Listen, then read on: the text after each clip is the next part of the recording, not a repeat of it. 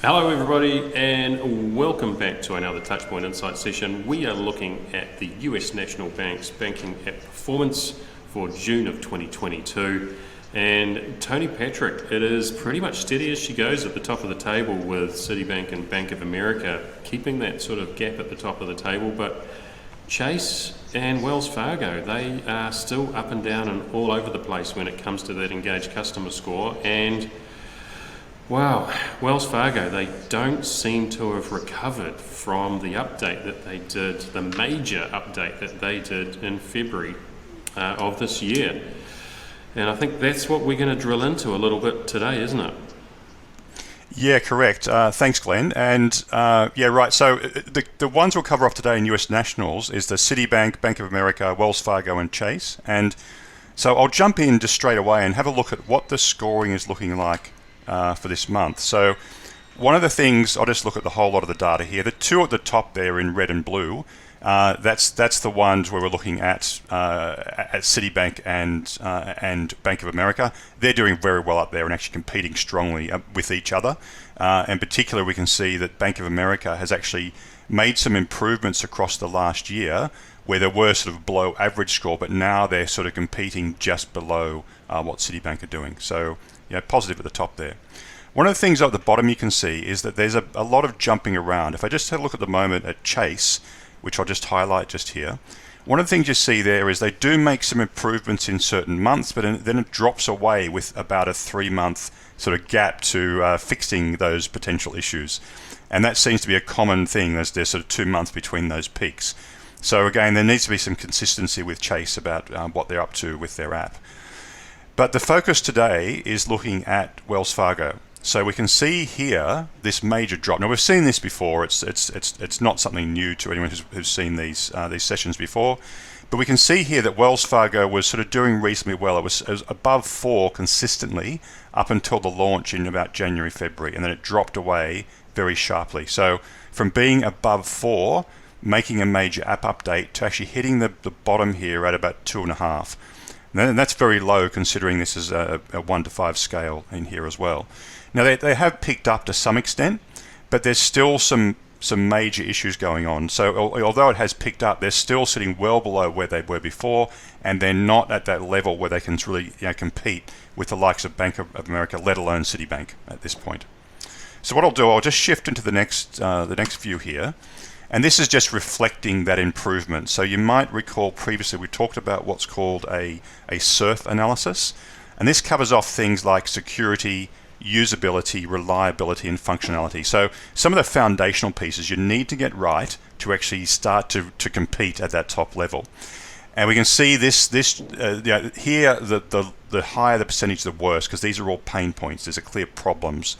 So one of the things we can see is there was that March spike in massive problems. In June there is an improvement, but still it's not at that level they had that pre-launch. And there's sort of major issues there around, a lot of it here can be around things like reliability's there, but there's also things like the functionality of the product as well. So let's move forward to have a look at a couple of areas here. So this is that same information we saw before, and this is on the left here, and this is looking at just June. So we can see here these are problems. So 16.5% of customers talk about of Wells Fargo customers talk about pain points connected to functionality. And one of the things here is interesting is usability. So this is just having a look at where the improvements are coming in. So we can see here, for example, poor app user interface. The frequency has gone down by 2.1 points. So in June it's 3.9, but it was about 6 in the previous month. So that's positive. It's an improvement. However, is 3.9% something to shout about? Is it a good thing? Well, let's have a look, because that's an important thing to understand.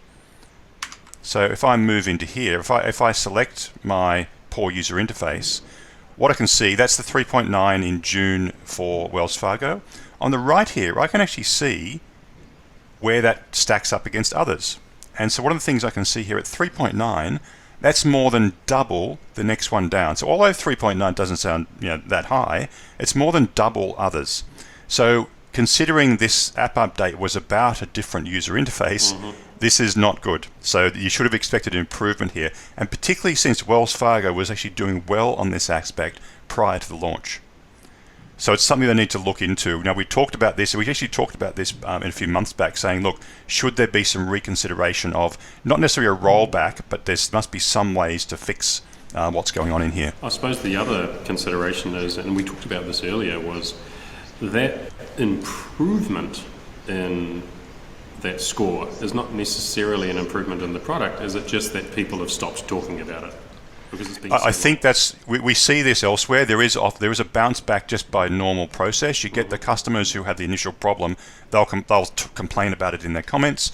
Then that customer then generally doesn't complain anymore. They've actually said their piece. So you end up with a few things going on, like potentially those customers just getting angrier with the product. They go to a different channel, which might be web or elsewhere, but they're still upset with the brand because they can't use the channel they prefer. Absolutely. Let's keep on digging. So let's have a look. Now, one of the other pieces, just one other thing to dig into here is just looking at some particular features which are underperforming as well. This is just looking at June, and here we're comparing things across Wells Fargo, Chase, Bank of America, and Citi Bank. So in this case here, again, with this new process and the journeys that have been put together, you'd expect these things to start to improve and be better than others. Whereas we can see here they're underperforming on login, the login process, underperforming on, now these, just so you're aware, these are the major things that people are doing in the app. This is the purpose for a lot of people, 90% plus of people, this is what they're doing. They're doing bill payments, they're viewing their transactions, and they're viewing their account balance. So that's one of the major things people are doing. And Wells is underperforming on each of these. So this is the average score, so lower is not as good. And so we can see here for bill payments it's 2.3, for viewing transactions it's 1.5, so that's a lot lower than others. And if I just select this one here on viewing transactions, this takes me to some detail just for Wells Fargo on viewing transactions, and I can actually get down to some actual examples in here. So in here, some examples. The layout of how to view transactions is difficult. The app used to be able to do search transactions for dollar amounts until this new version. So there's people who are doing things in the past and had things lined up, but now it's not working. I'm tired of this app. It's now frustrating to open the account and see transactions. So basic functionality like seeing transactions, that should be something you have nailed as an app. In this case, it is not. Thank you, Glenn. Well, so yet again, it just goes to show that you need to nail the basics, the functionality, and it's actually quite disconcerting to see some of those comments there, because that really indicates churn risk, doesn't it? Definitely. Fantastic. Well, another great insight session. That was the US National Bank's. Folks, feel free to reach out to us if you want to have a deep dive session into your own bank. And we will move on to the next session shortly, which is when we will look at the US Tier 1 banks. Thanks, Tony. We'll see you soon.